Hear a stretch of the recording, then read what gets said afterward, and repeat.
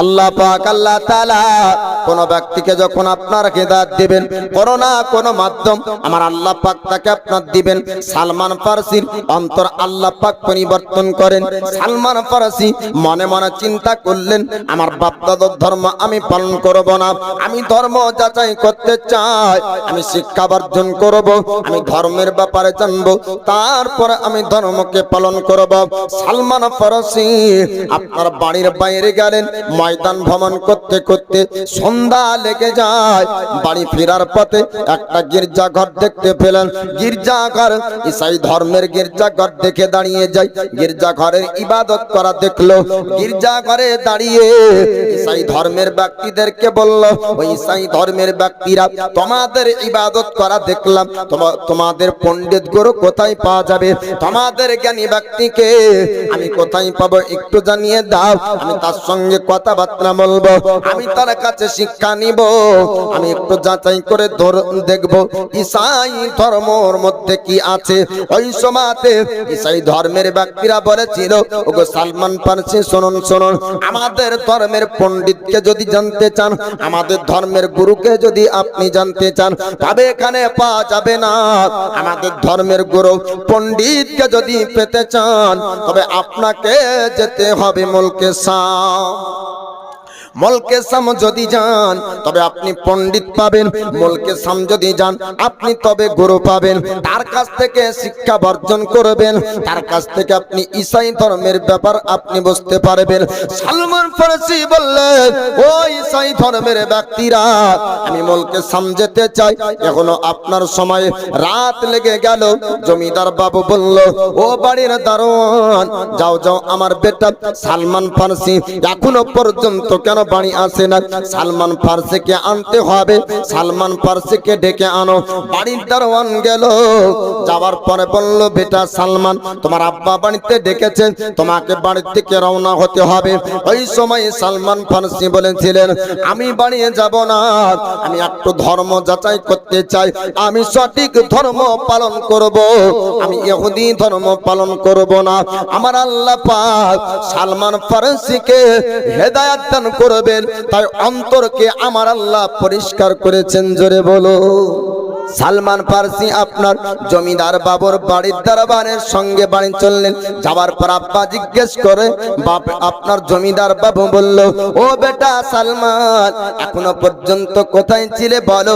সালমান ফারসি বললেন, আব্বা, আমি সেই ধর্মের ইবাদত করা দেখলাম, তাদের ধর্মের গুরু, তাদের ধর্মের পণ্ডিতের সন্ধান পেতে চাই, আমি ধর্ম যাচাই করে দেখব ঈসাই ধর্ম আপনার ভালো না নাসারা ধর্ম আপনার ইহুদি ধর্ম ভালো। জমিদার বাবু বলল, ওরে বেটা সালমান ফারসি শোনো, তোমাকে অন্য ধর্ম যাচাই করতে হবে না, বাপ দাদার ধর্মকে তোমাকে পালন করতে হবে। আমরা আজ পর্যন্ত যে ধর্ম পালন করেছি, তোমাকে ওই ধর্ম মানতে হবে। সালমান ফারসি বললেন, না না, আমি ও ধর্ম পালন করব না, আমি শিক্ষা অর্জন করতে চাই, আমি ধর্মের ব্যাপারে জানতে চাই। জমিদার বাবু বলেছিল, তুমি ধর্মের যাচাই করো না, আমাদের ধর্মই তোমাকে পালন করতে হবে। অনেকবার বলার পর সালমান ফারসি যখন না মানে, জমিদার বাবু বলল, ওরে বেটা সালমান ফারসি শোনো, যদি তুমি রাজি না হও, তোমাকে কারাগারে বন্দী করব, জেলখানায় বন্দী থাকতে হবে। সালমান ফারসি বললেন, আমাকে কায়েদখানাতে যদি বন্দী করেন, আমি কায়েদখানাতে থাকতে চাই, আমাকে যদি জেলখানায় বন্দী করেন, আমি জেলখানাতে থাকতে চাই, তবুও আমি অন্ধের মতন ধর্ম বিশ্বাস করব না, আমি ধর্মর ব্যাপার যাচাই করব। জমিদার বাবু বলল, ধর্ম যাচাই করবে, কায়েদখানায় বন্দী করো। কায়েদখানায় বন্দী করা হলো, জেলখানা আপনার বন্দী করা হলো। সালমান ফারসি জেলখানা থেকে একটা চিঠি লিখলো। ঈসাই ধর্মের ব্যক্তিদের কাছে চিঠি পৌঁছে গেল, তাদেরকে আপনার চিঠির মাধ্যমে লিখেছিল, ও ঈসাই ধর্মের ব্যক্তিরা, তোমাদের মানুষ যখন মুলকে শাম যাবে, আমাকে তোমরা খবর করবে, আমিও মুলকে শাম যাব, ঈসাই ধর্মের জ্ঞান অর্জন করব, আমি ধর্ম যাচাই করতে চাই। চিঠির মাধ্যমে আপনার তারা তারা পেয়ে গেল। আর একটা চিঠি তারা লিখলো, ওগো সালমান শোনো, আমাদের একটা কাফেলা যাবে অল্প দিনের মধ্যে মুলকে সামে, যদি তাদের সঙ্গে চলে যাও তবে মুলকে সামে বড় বড় পণ্ডিত গুরুকে তুমি সন্ধান পাবে, তাদের কাছে শিক্ষা অর্জন করবে, তাদের কাছে ইসলামী ধর্মের ব্যাপার তুমি জানতে পারবে। চিঠির মাধ্যমে আপনার সালমান ফারসি জানতে পারলেন। চিঠির উত্তর পাওয়ার পর সালমান ফারসি তিনি আপনার কারখানা থেকে বের হলেন। বের হবার পরে কাফেলার সঙ্গে চলতে লাগলেন আপনার মুলকে সামে। মুলকে সাহেব যাওয়ার পরে একজনের সঙ্গে সাক্ষাৎ হলো, এক পণ্ডিতের সঙ্গে। সালমান ফারসি বললেন, ও পণ্ডিত মহাশয়, আপনার কাছে আমি থাকতে চাই, আপনার কাছে শিক্ষা অর্জন করতে চাই। বাপ দাদার জমিদারি আমি সালমান ত্যাগ করলাম, আমার বাপের জায়গা আমি ছাড়লাম, মাতৃভূমি ছেড়েছি, আপনি কি আমাকে শিক্ষা দিবেন না? পণ্ডিত গুরু বলেছিল, ওগো সালমান ফারসি শোনো শোনো, তোমাকে কেন শিক্ষা দেব না? আমার শর্ত যদি তুমি মেনে নাও, শর্ত সাপেক্ষে তোমাকে শিক্ষা দেওয়া হবে। সালমান ফারসি বললেন, আমার উপর কি শর্ত দিতে চান? আমাকে কি শর্ত দিবেন বলুন। এবার পণ্ডিত গুরু বলল, ওরে সালমান শোনো শোনো, আমার কাছ থেকে যদি শিক্ষা নিতে চাও তবে আমার হুকুমের গোলাম হতে হবে, আমার কথা মোতাবিক তোমাকে চলতে হবে।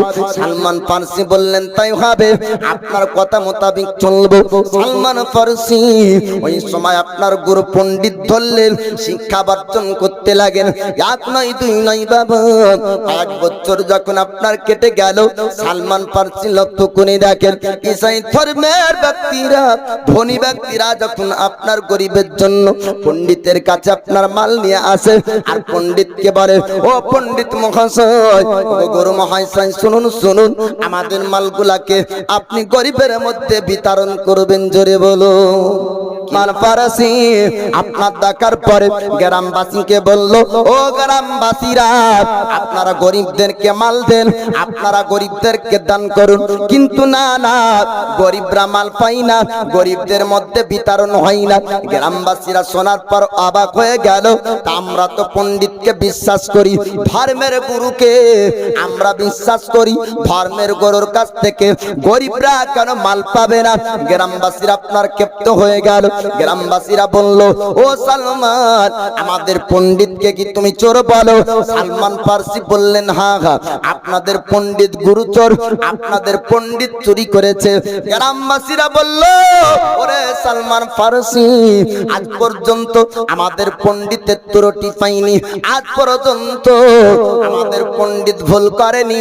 আমাদের পণ্ডিতের উপর মিথ্যা অপবাদ তুমি লাগাও, যদি প্রমাণ না করতে পারো শাস্তি তোমাকে নিতে হবে। সালমান ফারসি বললেন, আমি প্রমাণ করে দিব। গ্রামবাসী তারা বলল, ও গ্রামবাসীরা, সালমান ফারসি যেটা কথা বলে যদি আজকে প্রমাণ হয়ে যায় পণ্ডিতের উপর শাস্তি হবে, আর যদি প্রমাণ না হয় তবে সালমানকে শাস্তি দিতে হবে। আপনার রাজি হয়ে যায়? সালমান ফারসি আপনার রাজি হয়ে গেলেন। গ্রামবাসীরা কৃতকৃত হলো। গ্রামবাসীরা তারা সবাই বলল, সালমান একবার চিন্তা করে দেখো, একবার ভেবে তুমি দেখো, এখনো অনেক সময় আছে, যদি চোর প্রমাণ না করতে পারো তোমাকে অনেক বেশি শাস্তি নিতে হবে। আল্লাহর খৌফ, খোদাই ভয় যখন কারো মধ্যে আপনার ঢুকে যায়, ডানে বামে লক্ষ্য করবে না তার পক্ষের আপনার কতজন মানুষ থাকবে। অন্যায় যদি আপনার হয় প্রতিবাদ করবে। আমার রাসূলুল্লাহ, আল্লাহর পয়গম্বর, তিনি আপনার বলেছেন, অন্যায় যদি তোমার চোখের সামনে হয় তুমি প্রতিবাদ করো, হাত দ্বারা যদি সম্ভব হয় হাত দ্বারা প্রতিবাদ করো, সম্ভব যদি না হয় জবান দ্বারা প্রতিবাদ করবে, আর যদি সম্ভব না হয় তবে প্রতিবাদ করবে আপনার অন্তর থেকে, কমসে কম খারাপকে ঘৃণা করবে।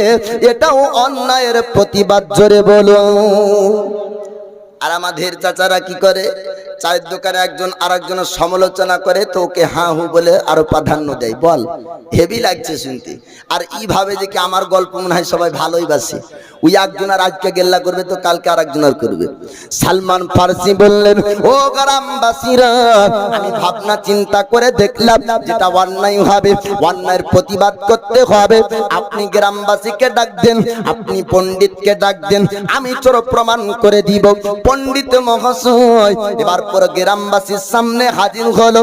সালমান ফার্সি বললেন, পণ্ডিতকে চোর প্রমাণ করব, তবে পণ্ডিতকে জিজ্ঞাসা করুন পণ্ডিতের কাছে যে মালগুলা জমা হয় সে কি গরিবের মধ্যে বিতরণ করে?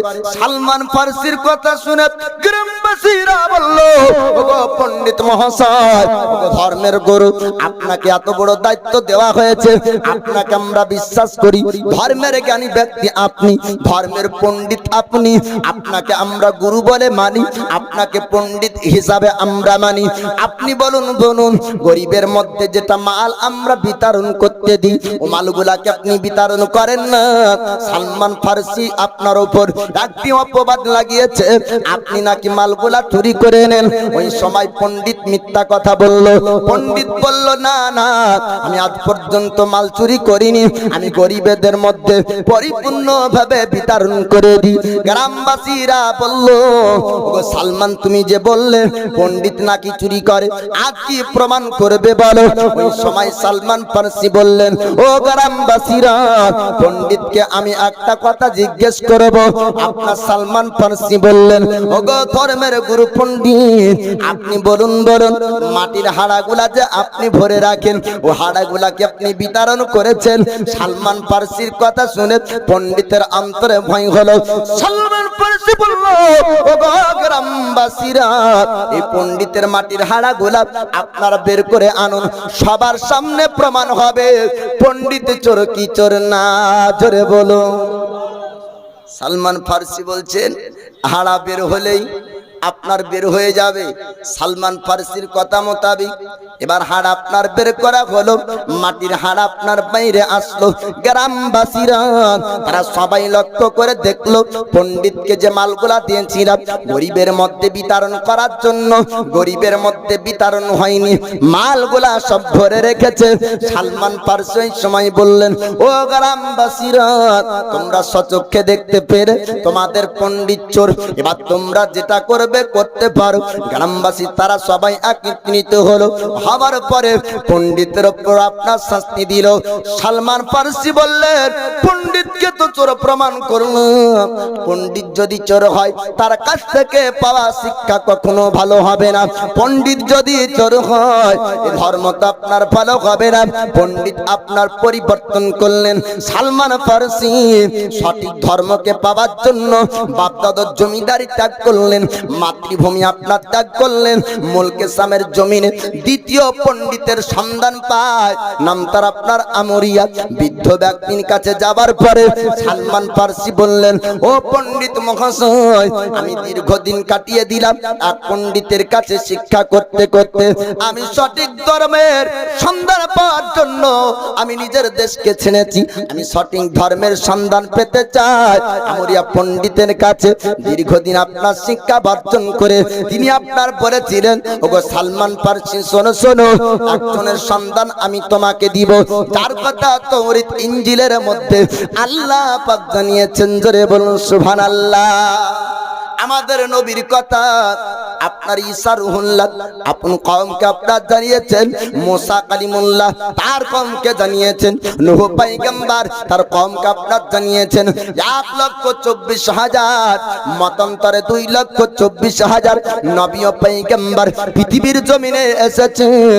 সমস্ত নবীর কওমকে আমার আল্লাহ পাক নবীদের দ্বারাতে আখেরি পয়গম্বরের খুশখবরি জানিয়েছেন। বলুন সুবহানাল্লাহ। আমরিয়া পণ্ডিত বলেছিলেন, ওগো সালমান ফার্সি, শোনো শোনো, আমি একজন ব্যক্তির সন্ধান দিব, তার কাছ থেকে যদি শিক্ষা নাও তবে দুই ইহকাল পরকাল ভালো হবে, তার কাছ থেকে যদি শিক্ষা নাও সঠিক ধর্মের সন্ধান ও তুমি পেয়ে যাবে। সালমান ফার্সি বললেন, ও পণ্ডিত মহাশয়, ওগো আমার উস্তাদ শিক্ষক, বলুন বলুন, তার পরিচয় কেমন করে জানবো? আমরিয়া পণ্ডিত বলল, যাও যাও, খেজুরের দেশ চলে যাও, সোনার মদিনায় তোমাকে যেতে হবে। সোনার মদিনায় যদি যেতে পারো তবে একজন ব্যক্তির সন্ধান পাবে, নাম তার হবে মুহাম্মদ। একবার জোরে বলুন সুবহানাল্লাহ। নাম হবে মোহাম্মদ সাল্লাল্লাহু আলাইহি ওয়াসাল্লাম। চেহারার সঙ্গে কারো চেহারার মিল হবে না। লম্বা মানুষ যদি নবীর সামনে দাঁড়িয়ে যেত, তো নবীর সামনে পাশে দাঁড়িয়ে যেত, তো মনে হতো যে ও ব্যক্তি নবীর থেকেও ছোট। জোরে বলুন সুবহানাল্লাহ। ফর্সা ব্যক্তি যদি নবীর পাশে কখন আপনার দাঁড়িয়ে যেত, নবীর থেকে ফর্সা লাগতো না। লম্বা মানুষ দাঁড়িয়ে যেত, নবীর থেকে আপনার বড় মনে হতো না। কোন দিক দিয়ে আল্লাহ নবী হাবিবুল্লাহর থেকে আপনার ভালো আপনার মানুষ পৃথিবীর জমিনে আমার আল্লাহ পাক না পড়বে দিয়েছে, না কিয়ামতের সকাল পর্যন্ত দিবে। সালমান ফারসি কামরিয়া বলে, খেজুরের দেশ চলে যাও, একজন ব্যক্তিকে পাবে যার চেহারার সঙ্গে কারো চেহারার মিল হবে না, যে সাদকার মাল গ্রহণ করবে না, আর চেহারার মধ্যে নূর চমকাবে, পিঠে মোহরে নবুয়তের চিহ্ন থাকবে, আর ও ব্যক্তি হবে আখেরি জামানার নবী। জোরে বলুন সুবহানাল্লাহ। যদি তার কাছে যাও সঠিক ধর্মের সন্ধান পাবে। সালমান ফারসি এবার মলকে শাম থেকে খেজুরের দেশ আপনার সোনার মদিনায় আসলেন। সোনার মদিনাতে আপনার আরবি ভাষা, সালমান ফারসি ছিল ফারসি ভাষা। আরবি না বোঝার কারণে একজন আপনার সর্দার তাকে গোলাম বানিয়ে নিল। গোলাম বানানোর পরে গোলামের কাজ তাকে দিয়ে আপনার করাই। এক নয় দুই নয়, আপনার দিন কেটে যায়। ওই সময়তে আপনার সোনার মদিনায় খোঁজ খবর আপনার জানিয়ে দিলেন মদিনাবাসীরা, মুহাজিরিন আনসারীরা, তারা আপনার মদিনাতে এলান করলেন আল্লাহর নবী হাবিবুল্লাহ পয়গম্বর আজম মক্কা থেকে হিজরত করে সোনার মদিনায় আসবে। জোরে বলুন সুবহানাল্লাহ। 63 বছরের নবী পাকের জাহির জিন্দেগি, 53 বছর বয়সে হিজরত করে মক্কা থেকে আপনার মদিনায় যায়। নাম ছিল মদিনার আসরাব, নাম পরিবর্তন হয়ে নাম হলো আপনার মদিনাতুন নবী। মদিনাতুন নবী থেকে মুক্তাসার হয়ে নাম হলো আপনার মদিনা। মদিনাতে নবী যাবেন, পুরো মদিনাবাসীরা এলান করলেন, সবাই আপনার আনন্দ করে। আর আপনার আবাদ গেল সালমান ফারসি কানে। আল্লাহর নবী হাবিবুল্লাহ তিনি আপনার আসবেন সোনার মদিনাতে। এবার সালমান ফারসি আপনার গোলামের কাজ করতে করতে আমার দয়ার নবী মায়া নবীর নূরানি চেহারাকে দেখার জন্য আসছেন। জোরে বলুন সুবহানাল্লাহ। শুধু সালমান ফারসি না, মদিনার বাচ্চারা পর্যন্ত আমার রাসূলুল্লাহর চেহারাকে দেখার জন্য আপনার ভিড় করেছিল। মক্কার একজন ব্যক্তি নাম তার আপনার বুরাইদা আসলামী 40 জন ঘোড়াতে 40 জন সিপাহীকে ঘোড়ার পিঠে নিয়ে মদিনা রাস্তায় রওনা হয়েছিলেন। উতবা সাইবা, উমাইয়া বিন খালদ, আবু লাহাব, আবু জেহেল আর আপনার বলেছিল, ও মক্কাবাসীরা, তোমাদের মধ্যে যদি কোনো পালোয়ান থাকে যে মুহাম্মদকে ধরে মদিনার রাস্তা থেকে মক্কা আনতে পারবে, 100 উট ইনাম দিব। বুরাইদা আসলামী নামক আপনার যোদ্ধা দাঁড়িয়ে গেল, ও মক্কার সরদারেরা, ও কুরাইশের সরদারেরা, আমি মুহাম্মদকে মদিনা রাস্তা থেকে মক্কার জমিনে আনবো। বুরাইদা আসলামী 40 জন ব্যক্তিকে নিয়ে মদিনা রাস্তায় আপনার রওনা হয়। আর পুরো মদিনাবাসীরা নবী পাক আসছেনের জন্য আনন্দ করে। মদিনার আপনার রাস্তাতে আবু বকর বলে, হুজুর, ঘোড়ার টমটম আওয়াজ পায়ের শুনতে পাওয়া যায়। পেছন আপনার তাকিয়ে দেখা গেল এক নয় দুই নয়, একটা দল ঘোড়ার সবারই নিয়ে আসতেছেন। আল্লাহর নবী হাবিবুল্লাহ তিনি বললেন, আবু বকর, তুমি চিন্তা করো না, টেনশন করো না, কেননা আল্লাহ পাক কিয়ামত পর্যন্ত পৃথিবীর জমিনে আপনার যেটা ঘটবে আমার আল্লাহ নবী পাককে জানিয়েছেন। জোরে বলুন সুবহানাল্লাহ। অতীতে যা ঘটেছিল আমার আল্লাহ নবীকে জানিয়েছেন। আগামী কিয়ামত পর্যন্ত যা পৃথিবীর জমিনে ঘটবে আল্লাহ পাক আপনার দয়ার নবীকে জানিয়েছেন। জোরে বলুন সুবহানাল্লাহ। বানাওয়াটি কথা না মাওলানা, আল্লাহর নবীর হাদিস উঠিয়ে দেখুন। আমার রাসূলুল্লাহ আল্লাহর পয়গম্বর তিনি বলেন, কিয়ামত পর্যন্ত যারা জান্নাতি হবে আমার আল্লাহ আমার ডান হাতের তালুতে দিয়েছেন। কিয়ামত পর্যন্ত যারা জাহান্নামী হবে তাদের নাম ও পরিচয় আমার আল্লাহ পাক আমার বাম হাতের তালুতে দিয়েছেন। জোরে বলুন সুবহানাল্লাহ। বুরাইদা আসলামীর আসার খবর আমার রাসূলুল্লাহ জানতেন। আবু বকরকে বললেন, আবু বকর তুমি চিন্তা করো না, টেনশন করো না। বুরাইদা আসলামী আমার রাসূলুল্লাহর কাছে গেলেন, যাবার পরে বললেন, আপনি যদি সত্যি আল্লাহর পয়গম্বর হন আমার একটা কথা শুনতে হবে। আল্লাহর নবী হাবিবুল্লাহ বললেন, ওরে বুরাইদা আসলামী তোমার কোন কথা শুনবো তুমি বলো। বুরাইদা আসলামী বললেন, হুজুর আপনার শরীর থেকে আপনি জুব্বাটা খুলুন, আপনার লেবাস খুলুন, আপনার পিঠ আমি বুরাইদা আসলামী একবার দেখতে চাই। বুরাইদা আসলামীর কথা শুনে আল্লাহ নবী হাবিবুল্লাহ দো জাহানের বাদশা উম্মতের দরদি নবী আমার আপনার খেলকা জুব্বা মোবারক খুললেন। বুরাইদা আসলামী যাওয়ার পরে বলে, সঙ্গে সঙ্গে পিঠে মোহরে নবুয়তের চিহ্ন দেখে চুম্বন দেয়। জোরে বলুন সুবহানাল্লাহ। বুরাইদা আসলামী বলেন, হুজুর আপনি মদিনায় কদম রাখবেন, তবে আপনাকে এমনি মদিনায় কদম রাখতে দেব না। ইয়া রাসূলুল্লাহ, ইয়া হাবিবাল্লাহ নবী গো, আপনি মদিনার রাস্তায় যাবেন, আপনার আগে আগে বুরাইদা আসলামী একটা ঝান্ডা উত্তোলন করে তাকবীর দিবে। সুবহানাল্লাহ, নারায়ে তাকবীর, নারায়ে রিসালাত, মাসলাকে আলা হযরত জিন্দাবাদ, গোলাম আহলে সুন্নাত, নারায়ে তাকবীর, আল্লাহু আকবার। নারায়ে রিসালাত। তো বুরাইদা আসলামী 40 জন ব্যক্তিকে নিয়ে ঈমান আনলেন নবীর উপর। 40 জন ব্যক্তি বললেন, হুজুর খালি বুরাইদা আসলামী ঈমান আনবে না, আপনার উপর আমরাও ঈমান আনতে চাই। জোরে বলুন সুবহানাল্লাহ। মুসলমান হলো 40 জন মদিনার রাস্তায়। বুরাইদা আসলামী বলে, হুজুর আপনি স্পষ্ট করে বের করে না, আমি নারায়ে তাকবীর যখন বলবো আপনার স্পষ্ট ভাবে আল্লাহু আকবার বলবেন। নারায়ে তাকবীর, আল্লাহু আকবার, নারায়ে রিসালাত, আর মোহাব্বতে সে নারায়ে তাকবীর, আল্লাহু আকবার, নারায়ে রিসালাত। সিদ্দিক, ফারুক, ওসমান, হায়দার, চারজন সাহাবা সবচেয়ে বেহতর। জোরে বলবেন না, সাহাবী তো মেলা আছে, তবে চারজন বেহতর। সিদ্দিক, ফারুক, ওসমান, হায়দার, চারজন সাহাবা সবচেয়ে বেহতর, কারণ তাদের দিলে আছে আল্লাহর পয়গম্বর, কারণ তাদের দিলে আছে আল্লাহর পয়গম্বর। নারায়ে তাকবীর, আল্লাহু আকবার, নারায়ে রিসালাত, ইয়া রাসূল, নারায়ে তাকবীর, আল্লাহু আকবার, নারায়ে রিসালাত। লাগবে লাগুক তীর, তলোয়ার রাখাত, তারপর থাকবে নবীজির রিসালাত। লাগবে লাগুক তীর, তলোয়ার রাখাত, তারপর থাকবে নবীজির রিসালাত।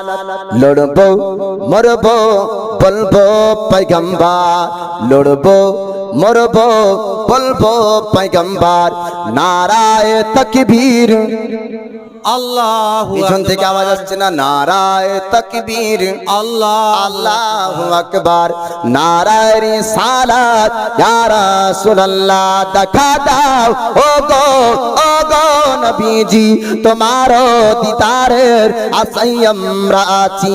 দেখা দাও ওগো ওগো নবীজি, তোমার দিদারের আশায় আমরা আছি। দু চোখ জোড়ে, দু চোখ জোড়ে দেখিব পয়গম্বর। নারায়ে তাকবীর, আল্লাহু আকবার, নারায়ে তাকবীর, আল্লাহু আকবার, নারায়ে রিসালাত। ইয়া রাসূলুল্লাহ দুশমন রাজা তোই দুশমনি করলো, দুশমন রাজা তোই দুশমনি করলো, ততবার আমাদের মুখে আসিল। নারায়ে তাকবীর, আল্লাহু আকবার, নারায়ে রিসালাত। ইয়া রাসূলুল্লাহ নারায়ে তাকবীর, আল্লাহু আকবার, নারায়ে রিসালাত। ইয়া রাসূলুল্লাহ জলসা জুলুস করিব বারবার, দরুদ সালাম পড়িব হাজার বার, বলেন ইনশাআল্লাহ। জলসা জুলুস করিব বারে বার, দরুদ সালাম পড়িব হাজার বার। জ্বলবে জ্বলো ওহাবীরা বারবার, জ্বলবে জ্বলো ওহাবীরা বারবার। নারায়ে তাকবীর আল্লাহু আকবার, নারায়ে তাকবীর আল্লাহু আকবার। নারায়ে রিসালাত ইয়া রাসূলুল্লাহ, আল্লাহুম্মা সাল্লি আলা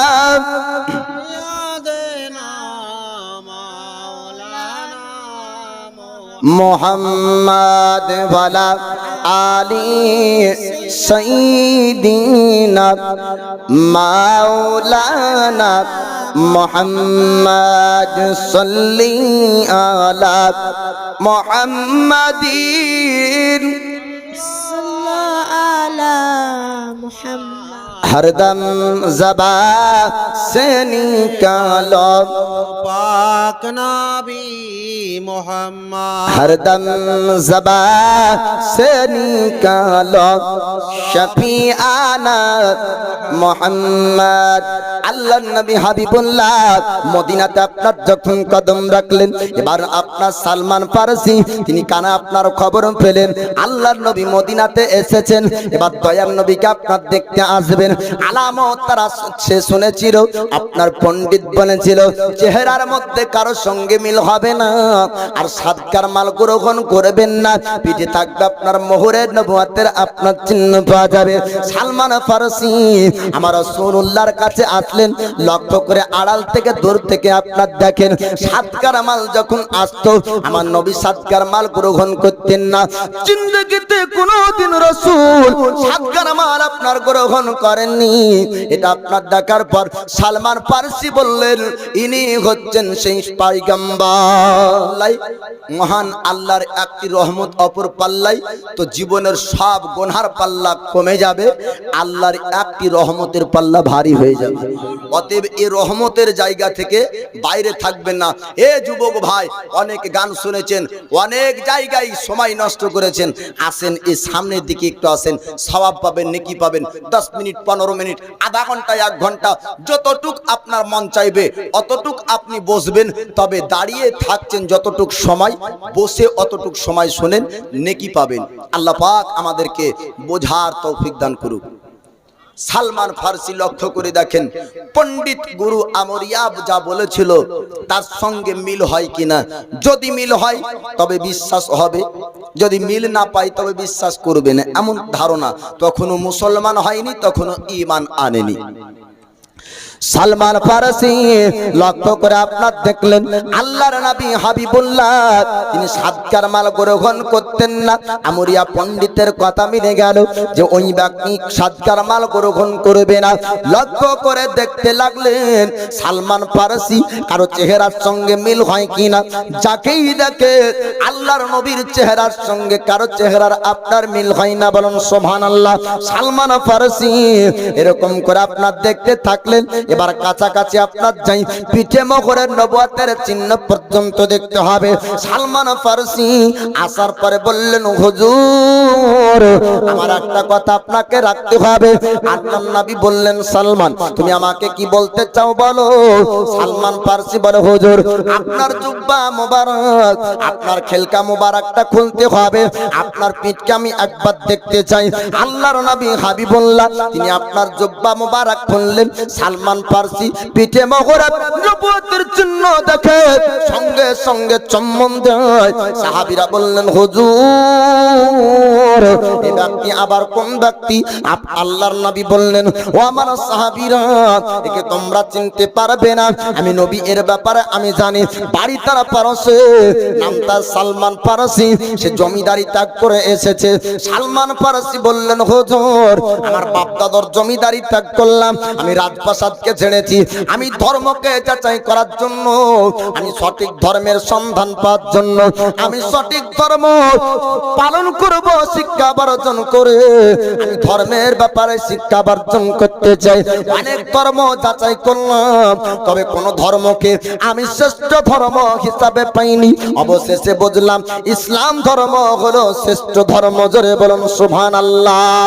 সালমান ফারসি বলেন হুজুর, তবে আমার চোখ দিয়ে পানি ঝরে যায়। আল্লাহর নবী বলেন, ওগো সালমান, ইসলাম ধর্ম গ্রহণ করার পর মানুষ মুসলমান হওয়ার পর সবার মনে আনন্দ হয়, সবাই খুশি হয়, তবে তোমার মনে দুঃখ কেন? তোমার চোখ দিয়ে কেন পানি ঝরে? ইয়া রাসূলুল্লাহ, ইয়া হাবিবাল্লাহ, আমার মনেও তো খুশি হওয়া দরকার, তবে আমার চোখ দিয়ে পানি ঝরে কেননা আমি একজন নিরুপায় ব্যক্তি। সালমান ফারসি বললেন, হুজুর, আমার বাবা দাদর রাজপ্রাসাদকে ত্যাগ করলাম, আমি যখন মদিনায় পৌঁছালাম, আমার ভাষা হলো ফারসি ভাষা, মদিনার ভাষা হলো আরবি। মদিনাবাসীদের আমি কথা বুঝতে পারতাম না, তাই একজন সর্দার আমাকে গোলাম বানিয়ে নিল, গোলামের কাজ করায়। আমি খেজুরের বাগানে গোলামের কাজ করি। আজকে আপনাকে পাওয়ার পরে আপনার কাছে সময় দিতে পারবো না। ইয়া রাসূলুল্লাহ, ইয়া হাবিবাল্লাহ, ওগো আল্লাহর নবী, আমি আপনার কাছে জীবন কাটাতে চাই, আপনার কাছে রাত দিন আমি সালমান অতিবাহিত করতে চাই।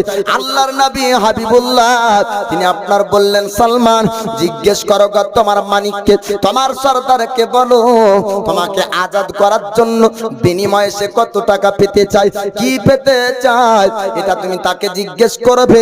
সালমান ফারসি ছুটতে লাগলেন, তার মালিককে জিজ্ঞেস করে, আমি আপনার কাছ থেকে আজাদ হতে চাই, আজাদ করার জন্য আপনি কি পেতে চান বলেন। আর মালিক সর্দার বলল, সালমান, তোমাকে আজাদ করব, তবে তোমাকে 300 খেজুরের গাছ লাগাতে হবে। শুধু খেজুরের গাছ না, ও 300 খেজুরের গাছে খেজুর ধরবে, খেজুর ধরার পর তোমাকে আজাদ করব। তার আগে চান্স নাই। 300 খেজুরের গাছ লাগাতে হবে, বড় হবে, খেজুর ধরবে, তারপরে আজাদ পাবে। সালমান ফারসি আবার 2 চোখ দিয়ে পানি ঝরে, কাঁদতে কাঁদতে আমার দয়ার নবীর দরবারে বলে, ইয়া রাসূলুল্লাহ, ইয়া হাবিবাল্লাহ, ওগো আল্লাহর নবীজি, আমি মনে হয় আপনার কাছে আর আসতে পারবো না। হুজুর, এত কঠিন শর্ত দিয়েছে, এই শর্ত পালন করতে পারবো না, এই শর্ত পালন করতে অনেক দিন সময় লাগবে। আল্লাহর নবী বললেন, ওগো সালমান, তুমি বলো এত কি কঠিন শর্ত দিয়েছে? বলে, ইয়া রাসূলুল্লাহ, ইয়া হাবিবাল্লাহ, 300 খেজুরের গাছ লাগাতে হবে, আর ও বাগানটা আপনার বড় হবে, খেজুর ধরবে, তারপরে ও আজাদ করবে। আল্লাহর নবী বললেন, সালমান, তুমি চিন্তা করো না, চিন্তা করো না। নবী বললেন, ওগো আমার সাহাবীরা, তোমার বন্ধু সালমান একটা বিপদের মধ্যে আছে, তোমরা তার হয়ে কি উপকার করবে বলো। সাহাবীরা বলে, হুজুর, আপনি চিন্তা করবেন না, টেনশন করবেন না, আমরা সালমানের পক্ষ থেকে 300 খেজুরের গাছ আমরা সাহাবী বন্ধু লাগিয়ে দিব। নবী বলছেন, উত্তম ব্যক্তি ও ব্যক্তি যার জবান ও হাত দ্বারাতে দ্বিতীয় মুসলমান হিফাজত থাকবে। জোরে বলবেন না সুবহানাল্লাহ। আপনি 4 লক্ষ টাকা দিয়ে হজে যাবেন, আর আপনার প্রতিবেশীর মধ্যে একজন এতিম ঈদের সময়তে কাঁদবে, আপনার হজ হবে? হ্যাঁ? আপনি 4 লক্ষ টাকা খরচ করে হজে যাবেন, আর একজন বেওয়া বিধবা মহিলা কষ্টের সঙ্গে দিন কাটাবে, আপনার হজ হবে না। আপনার প্রতিবেশীর গরিব মিসকিনদেরকে দেখতে হবে, এটা দায়িত্ব। তা আল্লাহর নবীর সাহাবী বলে, হুজুর, সালমান ফারসির পক্ষ থেকে আমরা খেজুরে গাছ লাগিয়ে দেব, চিন্তা নাই। সালমান ফারসির চোখ দিয়ে পানি ঝরে, বলে, ইয়া রাসূলুল্লাহ, খেজুরের গাছ যদি লাগানো হয়, তবু তো খেজুরের গাছ একদিনে বড় হবে না, ফল ধরবে না, অনেক দিন সময় লেগে যাবে। আল্লাহর নবী বললেন, সালমান, চিন্তা করো না, টেনশন করো না। সালমান ফারসিকে বললেন, যতক্ষণ পর্যন্ত খেজুরের গাছ না লাগানো শেষ হবে, ততক্ষণ পর্যন্ত কেউ তোমরা পিছন দিকে তাকাবে না। জোরে বলো। সালমান ফারসি সে কথা শুনলেন, সাহাবীরা চললেন খেজুরে গাছ লাগাতে। কেউ 10টা, কেউ 15টা, কেউ 20টা, কেউ 25টা করে 300 খেজুরে গাছ লাগায়। আল্লাহর নবী হাবিবুল্লাহ উম্মতের দরদি নবীকে আল্লাহ পাক এত শক্তি পাওয়ার দান করেছেন, এত আপনার ক্ষমতা দান করেছেন। আল্লাহর নবী বললেন, ও আমার সাহাবী তোমরা শোনো, খেজুরের গাছ লাগানো শেষ হবে, তারপর তোমরা পিছনে তাকাবে, তার আগে তাকাবে না। কতটা গাছ লাগানো হয়েছে, এখনো কতটা বাকি আছে কেউ দেখবে না। খেজুরের গাছ আপনার লাগাতে শুরু করলেন। খেজুরের গাছ লাগাতে লাগাতে আপনার খেজুরের গাছ লাগানো যখন শেষ হলো, সালমান ফারসি লক্ষ্য করে পেছনে দেখেন গাছগুলো আপনার বড় হয়েছে। একবার জোরে বলবেন না? লাগাতে না লাগাতে গাছ আপনার বড় হয়ে যায়, খেজুরের আপনার থোকা পর্যন্ত ঝুলে। শুধু তাই না খেজুরগুলো আপনার পাকার পরে ওই জমিনে পড়তে ছিল। জোরে বলো। সালমান ফারসি ছুটে সরদার মালিককে বলল, ওগো সরদার মালিক, আপনি শর্ত দিয়েছিলেন আপনার অমক জমিতে 300 খেজুরের গাছ লাগাতে হবে, খেজুর আপনার ফল ধরবে, তারপর আপনি আজাদ করবেন। শুধু ফল না আপনার জমিনে গিয়ে দেখুন গাছ 300 খেজুরের গাছ লাগানোর পরে ফল হয়ে ফলগুলা পেকে পড়তেছে। জোরে বলো।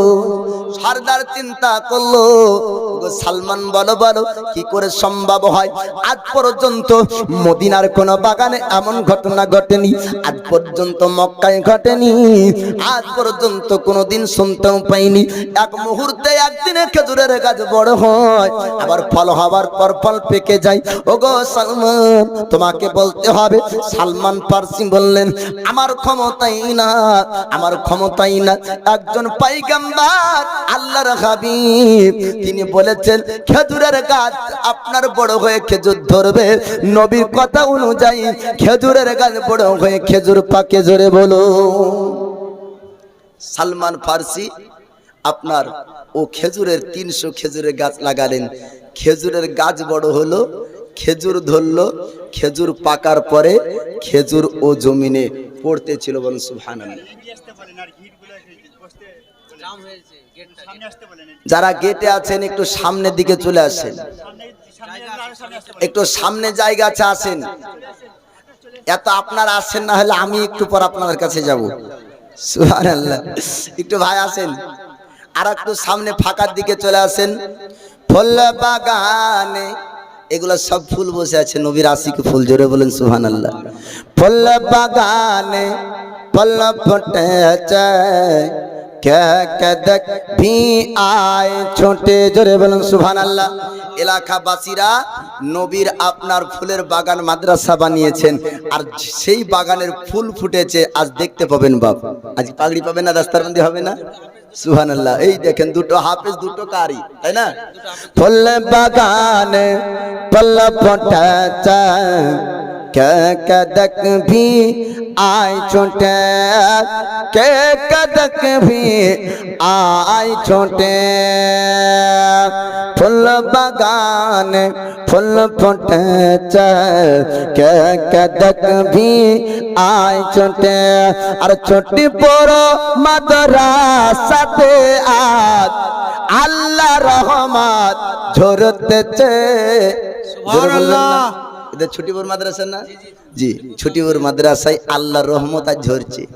আর বদনসিব যাদের নসিবে আপনার চাই না আল্লাহর রহমত, তারা বাইরে ঘোরাঘুরি করবে, জিলাপি কিনবে, আজকে খেলনা কিনবে। আর খুশ নসিব তারা যারা আল্লাহর রহমতের জায়গাতে আসবে। জোরে বলুন সুবহানাল্লাহ।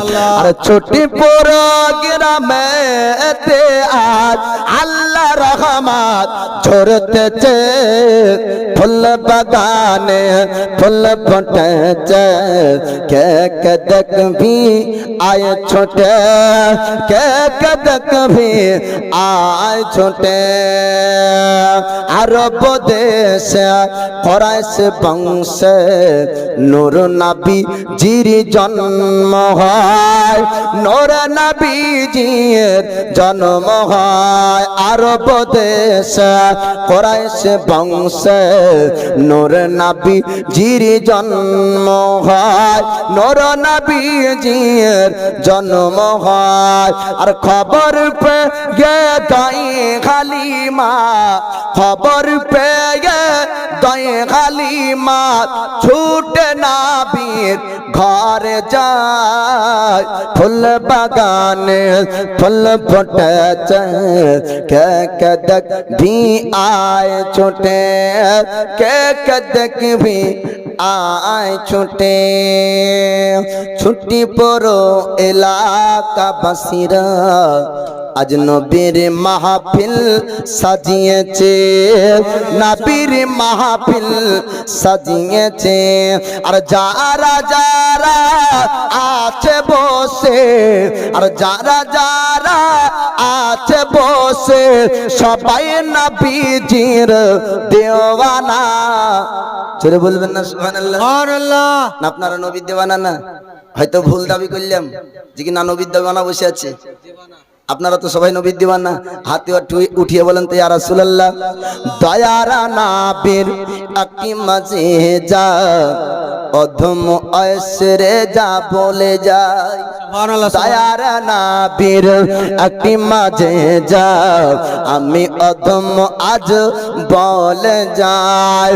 কে নবীর আঙ্গুলেরা ইশারা, নবীর আঙ্গুলের ইশারায় আসমানের চাঁদ ফেটে যায়। ফুল বাগানে ফুল ফুটেছে, কে কে দেখবি আয় ছুটে, কে কে দেখবি আয় ছুটে। বুঝাবে কি মৌলবি? বুঝা। আল্লাহ পাক হিদায়াত দান করুক, বুঝা তৌফিক দান করুক, আমিন। তো বলতেছিলাম সালমান ফার্সি অনেক ধর্ম যাচাই করার পরে অবশেষে তিনি বুঝলেন যে ইসলাম ধর্ম শ্রেষ্ঠ ধর্ম। একবার জোরে বলবেন না সুবহানাল্লাহ। ইসলাম ধর্ম শ্রেষ্ঠ ধর্ম। সালমান ফার্সি ঈমান আনলেন সাহাবী রাসূলের মধ্যে একজন। দয়ার নবী মায়ার নবী তিনার জন্য খেজুরের গাছ লাগা করালেন এবং ফল ধরালেন। নবী উম্মাতকে যতটা ভালোবাসেন, উম্মাত হয়ে আমরা নবীকে অতটা ভালোবাসতে পারিনি। কথা ঠিক না ভুল? নবী বলেন জি সুবহানাল্লাহ। ছুটিপুরের বুলবুল 500 টাকা। আল্লাহ তাআলা তাকে কবুল করুক, আমিন ইয়া রাব্বাল আলামিন। নবীকে ভালোবাসতে হবে বাপ মা ধন সম্পদ সন্তান সন্ততির থেকে বেশি, তবে পূর্ণ মুমিন। এটি হাদিস শরীফের মধ্যে আছে। তো আমরা অতটা ভালোবাসতে পারিনি নবী যতটা আমাদেরকে ভালোবাসেন। নবী আমাদেরকে কেমন ভালোবাসেন? আমার আল্লাহ পাক যখন নবীকে বলেন, হাবিব আপনি জানিয়ে দেন কাল কিয়ামতের দিন আমি আল্লাহ পুল সিরাতের রাস্তায় আমার বান্দা বান্দিকে পার হতে বলবো। তো নবী আমার মসজিদে নববী এবং নিজের আরামগাহ নিজের জায়গা ছেড়ে দিয়ে আপনার একটি পাহাড়ে গিয়ে 1 নয় 2 নয় 3 দিন ধরে কেঁদেছিলেন। জোরে বলুন। কাদের জন্য? আমাদের জন্য, উম্মতের জন্য। আল্লাহ নবী হাবিবুল্লাহ আল্লাহর পয়গম্বর আল্লাহ পাক যখন বললেন, হাবিব আপনি জানিয়ে দেন কাল কিয়ামতের দিন পুলসিরাতে পার হতে হবে। পুলসিরাতের রাস্তা আমি আল্লাহ দেব, রাস্তা পার করে জান্নাতের মধ্যে আপনার প্রবেশ করতে হবে। কিয়ামতের দিন আল্লাহ পাক যে রাস্তা আপনার দিবেন, ওই রাস্তার সামনে থাকবে জান্নাত, আপনার নিচে থাকবে জাহান্নাম। যদি আপনার চলতে পারে, যদি আপনার যেতে পারে জান্নাত পাবে, আর যদি না যেতে পারে তবে জাহান্নামে আপনার পড়ে যাবে। আল্লাহর নবী হাবিবুল্লাহ উম্মতকে পার করার জন্য 1 নয় 2 নয় জাবালে তারার মধ্যে 3 দিন ধরে আপনার কান্না করে। আল্লাহর নবী হাবিবুল্লাহকে উম্মতের দরদিকে সাহাবীরা আপনার কেমন ভালোবাসতেন। খাওয়া বন্ধ করে দেয়, সাহাবীরা আপনার পান করা বন্ধ করে দেয়। সুবহানাল্লাহ। নারায়ে তাকবীর। বেনামে 1000 টাকার দাতা জিন্দাবাদ। সুবহানাল্লাহ। আল্লাহর নবী হাবিবুল্লাহ যখন 3 দিন জাবাল তালার মধ্যে কান্না করে, সাহাবী রাসূলরা খান্না পান করেন না। সাহাবী রাসূলরা কেউ আপনার মদিনার গলি গলি জিজ্ঞেস করে, তোমরা কি আমার নবী দেখেছো?